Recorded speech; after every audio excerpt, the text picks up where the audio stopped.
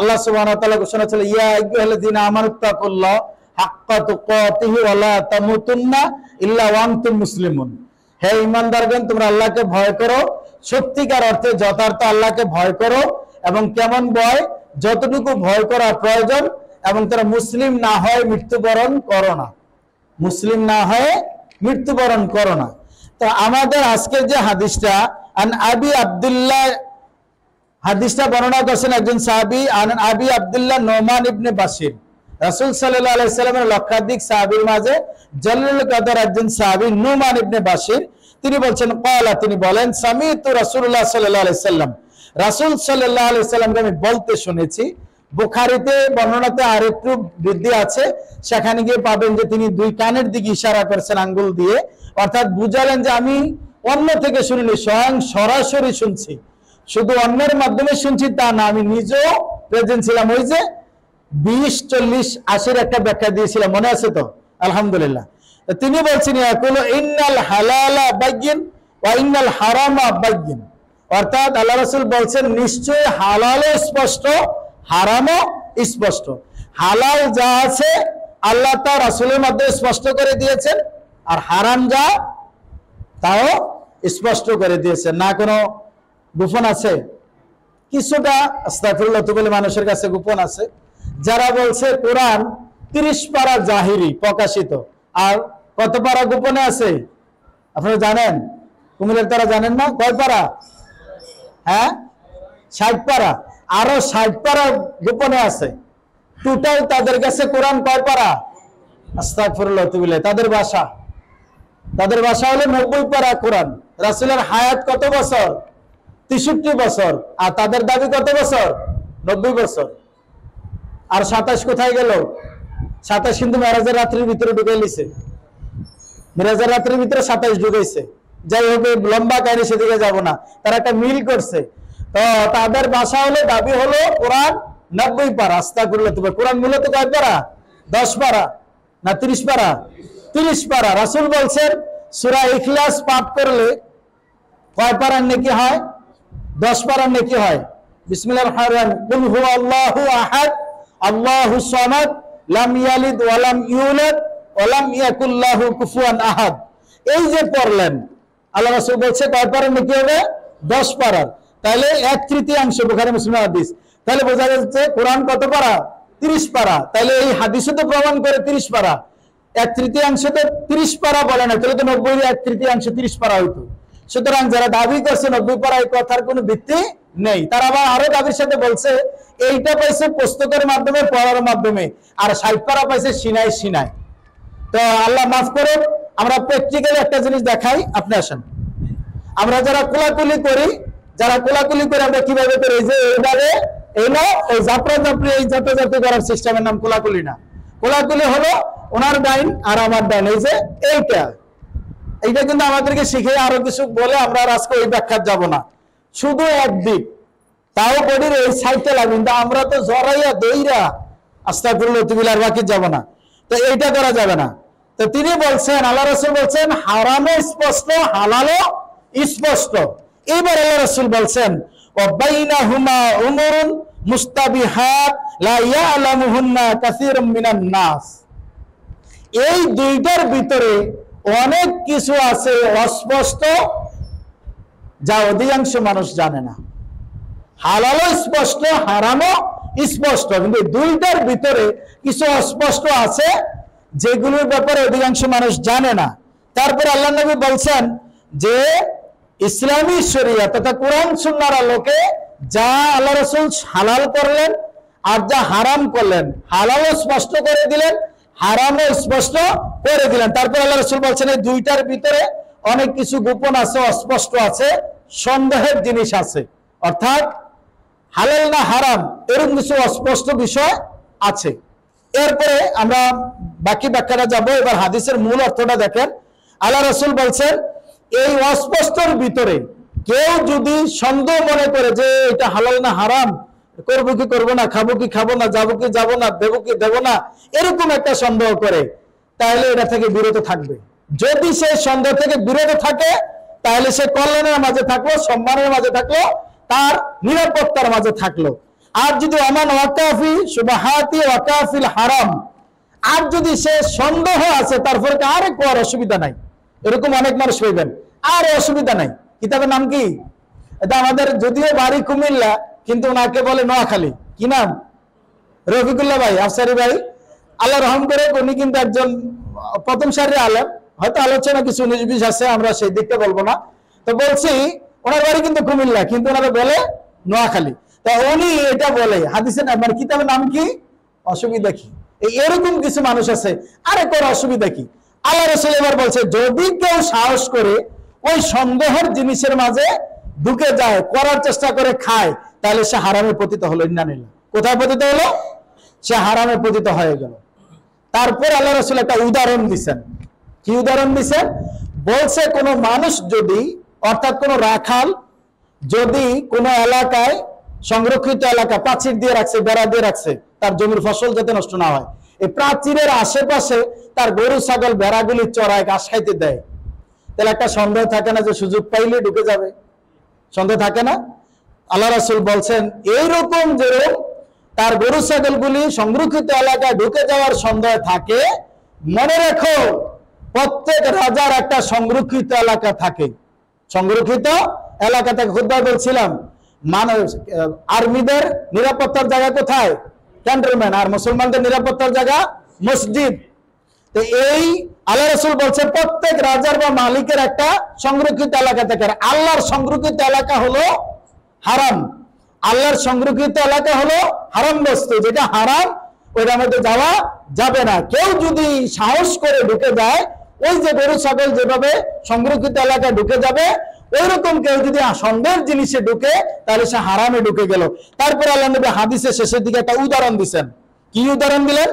আলা ওয়া ইন্না ফিল জাসাদে মুজগা, শরীরের মাঝে একটা গোশতের টুকরা আছে, এই গোশতের টুকরাটা যদি সুস্থ থাকে, তার পুরো শরীর সুস্থ থাকে।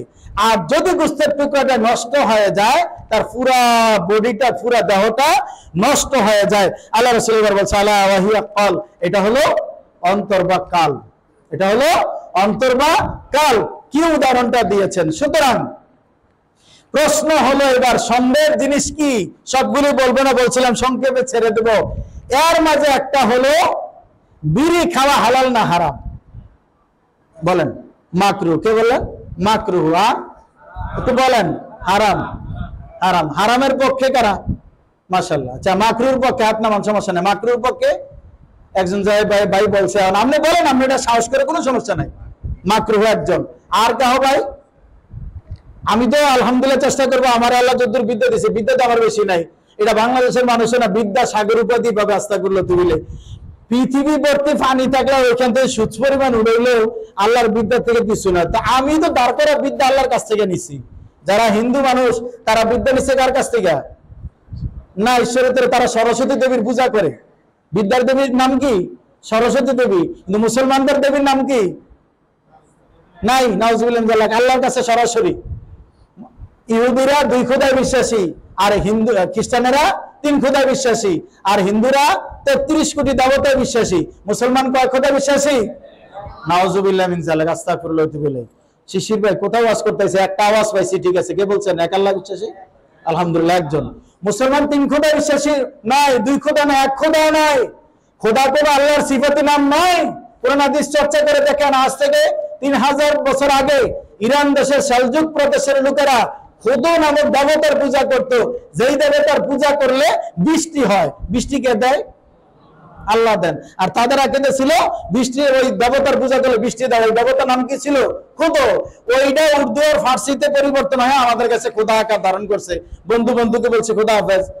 তারপর আমাদের বাংলাদেশের অনেক জেলা সীমানার প্রাচীর ওয়াল করতে গিয়ে ডিসি লিখে দিছে খোদা হাফেজ, তাই না?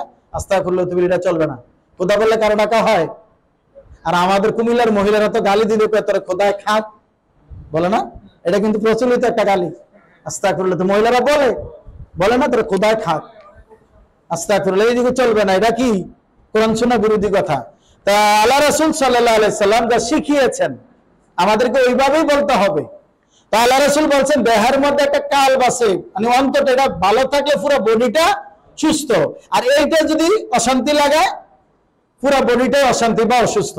আরেকটা উদাহরণ দিছে আল্লাহ রাসূল হাদিসে, যে শরীরের যতগুলো অঙ্গ প্রত্যঙ্গ 206টা হাড় 360টা জোড়া, প্রতিদিন সকালবেলা প্রত্যেকটা অঙ্গ প্রত্যঙ্গ জিহ্বার কাছে একটা আবেদন করে, জিহ্বারে ভাই তুই কন্ট্রোলে থাক, তুই থাকলে আমরা সব কন্ট্রোলে, আর না হলে তুই বিপদে গেলে আমরাও বিপদে, ডোন্ট মাইন্ড।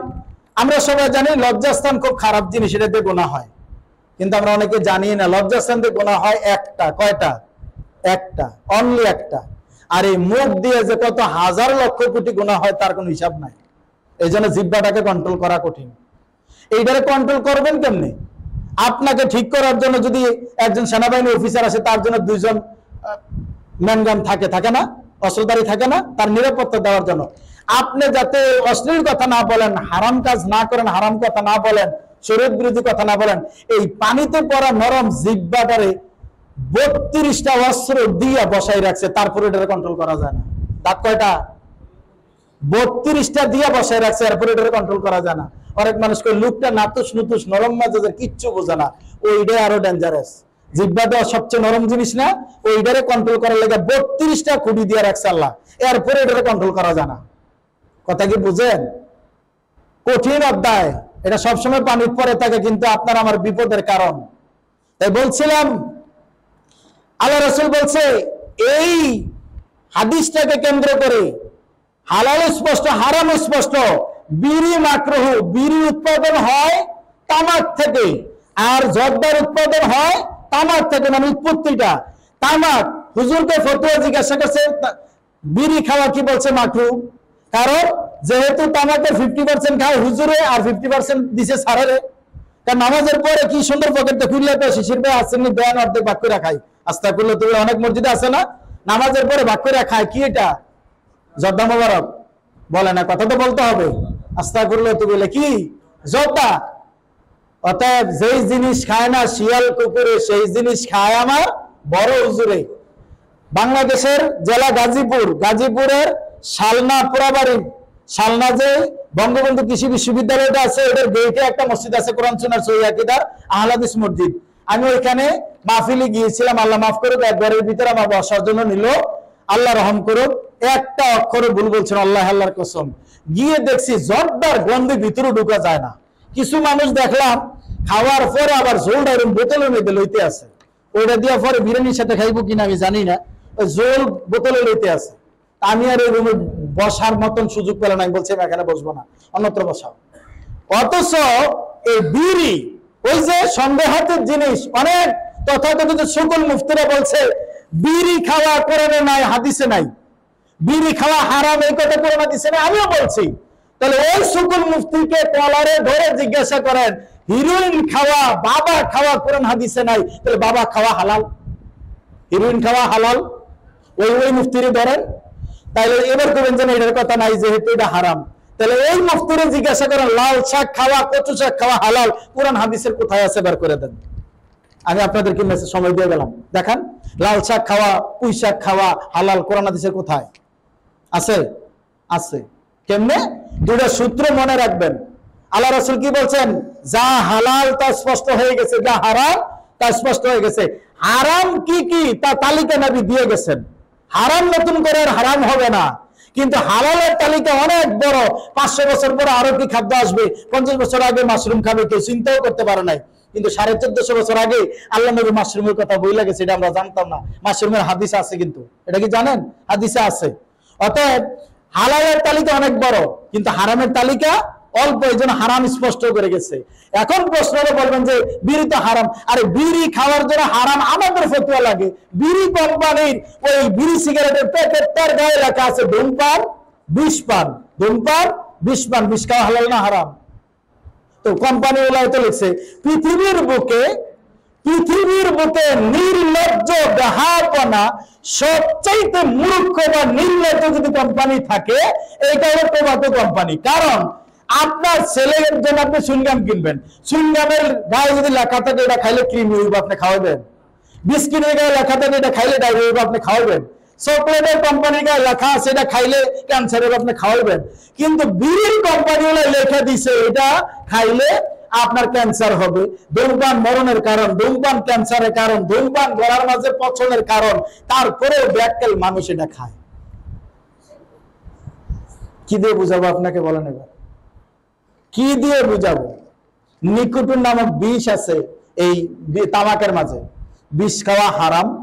যেহেতু সন্দেহ হয়, এবার বুখারী হাদিসটা নেন, আল্লাহ রাসূল রাস্তায় বের হলেন, একটা খেজুর পরে আছে, তা প্রতিটা জিনিস কিন্তু খাওয়া যায় না, কিন্তু নিতে পারবেন না, আবার প্যাকেট করে নিয়ে যাবেন তাইব না, খাইতে পারবেন।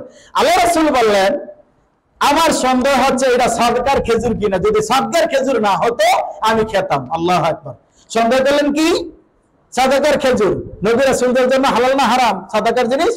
আর বড়লোকদের জন্য হালাল না হারাম? সাদাকা খাওয়া হালাল না হারাম? যারা যাকাত দেয়, আমি যদি এখন পকেট থেকে 500 টাকা দিয়ে বলি যে ভাই এটা সাদাকা দিলাম, আপনি নিবেন?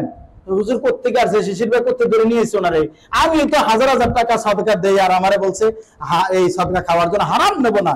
কিন্তু মসজিদে যখন বাতাসা জিলাপি দেয় তখন খাননি, সিন্নি দিলে খান না, কয়েছি সিন্নি খাবো নাকি, রিক্সার ড্রাইভাররা খাইবো, কিন্তু বাতাসে দিলে তো আমি খাইতাম না, আমার নাতিটা আছে দিয়ে দেবে। কি সবগুলো বললে তো এই যে সময় চলে যাবে, আবার বলতে পারবো না। বিষয়টা হলো বাবার 40 মৃত্যুবার্ষিকী 3 দিন না 5 দিন না 7 দিন না খাইলে গরিব মানুষ খাবে, আমার মতন গরিব জিডি আছে খাইতে পারে, কোনো বাধা নাই, কিন্তু দিবস পালন করতে পারবে না ওই নিয়তে না, এমনিতে খাওয়াইতে পারেন, নেকি পাবেন। কিন্তু যে গরিব মানুষ খাওয়ার হকদার তারে বসালেন আসরের পরে মাটিতে, আর যে বড় লোক ধনী মানুষ তারে বসালেন চাটিতে আর চেয়ারে, হারাম খাওয়াই দিলেন। ওই 500 টাকা দিয়ে মুরগি কিনা খাওয়াইছেন, কিন্তু হারাম খাওয়ান নাই। একবারও কি ভাবছেন যে আমি হারাম খাচ্ছি? হুজুর যে যাচ্ছে 20 জন নিয়ে হারাম খাইতে যাচ্ছে, একবারও বলে না। পৃথিবীবাসী হাদিসটা বলে শেষ করে দিচ্ছি, আল্লাহ রাসূল সাল্লাল্লাহু আলাইহি সাল্লামের কাছে তখনও ইসলাম গ্রহণ করেনি সালমান ফার্সি, এক টুকি খেজুর নিয়ে হাজির হয়েছে। তিনি তখন একজন ইহুদির গোলাম, এসে বলছে ইয়া রাসূলুল্লাহ আপনার জন্য হাদিয়া নিয়ে এসেছি। কি নিয়া? হাদিয়া। হাদিয়া নাও হালাল না হারাম? এই গায়ের জামাটাও হাদিয়া, এই ঘড়িটা হাদিয়া, আর জামা কাপড় বলে কি দেহটাই তো হাদিয়া, কি দেহটা হাদিয়া না আল্লাহর দেওয়া? তো বাস্তবতা হলো এই, আল্লাহ রাসূল বলছে সালমান এগুলি সাদাকা না হাদিয়া? তো সালমান তো আইসে টার্গেটে, বলছে এটি সাদাকা। আল্লাহ রাসূল বলছে নিয়ে যাও। নবী রাসূল সাদাকা খায় না। পৃথিবীর আলেম ওলামা দাওয়াত দিছে, একবারও জিজ্ঞাসা করেন না যে খাওয়াটা হালাল না হারাম, একবারও জিজ্ঞাসা না, দৌড় মারে। আপনি সুদি কারবার করেন কিনা, বেনামাজি কিনা, একবারও জিজ্ঞাসা না। এই মালগুলি চুরির কিনা, একবারও জিজ্ঞাসা করে না, প্রয়োজন মনে করে না। আল্লাহ নবী জিজ্ঞাসা করেন, বলছে সালমান হাদিয়া না সাদাকা? বলছে সাদাকা। আল্লাহ রাসূল বলছে না এটা চলবে না, হারাম, নিয়ে যাও। সালমান আবার পরে নিয়ে আসলেন এক টুকরি, ইয়া রাসূলুল্লাহ আপনার জন্য নিয়ে আসছে। আল্লাহ রাসূল জিজ্ঞাসা করলেন সালমান সাদাকা না হাদিয়া? বলছে আপনার জন্য হাদিয়া। আল্লাহ নবী খেলেন, সাহাবীদেরকে খেতে দিলেন। সুবহানাল্লাহ বিহামদি সুবহানাল্লাহ আযীম। সাদাকা খাওয়া যাবে না, নবী রাসূল খায় নাই, এবং ধনী মানুষও খাবে না, আর গরিব মানুষ খাবে সেটা আলাদা কথা। সুতরাং সন্দেহের জিনিসে যাওয়া যাবে না, সন্দেহের জিনিসে যাওয়া যাবে না। আল্লাহর রাস্তে যারা বিড়ি, তামাক, জর্দা, গুল এগুলি সেবন করেন, আল্লাহর দোহাই যদি জান্নাতে যেতে চান এগুলি ত্যাগ করেন। নবী রাসূলও খায় নাই। ইমাম আবু হানিফা বিড়ি খাইছে, ইমাম আবু হানিফা জর্দা খাইছে, বাবা জর্দা খাইছে না দাদা জর্দা খাইছে? হাকিমপুরি জর্দা খাইয়া তো পুরা ফানের ভান্ডার শেষ করলো। হ্যাঁ, সুতরাং এগুলি চলবে না। আমাদের আমানুল্লাহ বিন ইসমাইল আল মাদানী হাফিজাহুল্লাহ তিনি কিন্তু একটা কবিতা সুন্দর করে বলতেও পারে। হ্যাঁ, দেশে রং বেরঙের হুজুর আইছে রে, ওর কবিতা আছে একটা খুব সুন্দর। সময় স্বল্প থেকে সেদিকে গেলাম না। আল্লাহ সুবহানাহু ওয়া তাআলা আমাদের প্রতি দয়া করুন, আমরা এই হাদিসের আলোকে যেন হালাল হারামকে স্পষ্ট যেগুলো আছে সন্দেহের জিনিসে যাব না। আর ছেলে মেয়েদের কোরআন সুন্নাহর আলোকে আমরা এই আবু বকর কমপ্লেক্সে দিয়ে আমরা কোরআন হাদিসের সঠিক জ্ঞান অর্জন করার সুযোগ যেন আল্লাহ দেয়, সেই সুযোগ দান আল্লাহুম্মা আমিন। যুব সমাজকে আল্লাহ কবুল করুক, যারা দূর দূরান্ত থেকে এসেছেন আল্লাহ আপনাদেরকে কবুল করুক। আল্লাহ আমাদের মাঝে ভুল ত্রুটিগুলি ক্ষমা করে দিয়ে কোরআন সুন্নাহর সঠিক দাওয়াত যেন আপনাদের মাঝে পৌঁছে আল্লাহ আমাদের সুযোগ দান করুক। এই যুব সমাজকে কবুল করুক। আল্লাহ সুবহানাহু ওয়া তাআলার দ্বীনকে প্রচার করার জন্য আপনারা সবাই আমাদের এই দাওয়াতি প্রোগ্রামগুলি হয় অনলাইনে অফলাইনে একটা লাইক কমেন্ট শেয়ার করে, অথবা দাওয়াতের কথাগুলি মানুষের কাছে পৌঁছিয়ে দিয়ে নেকির কাছে শরীক হবেন ইনশাআল্লাহ।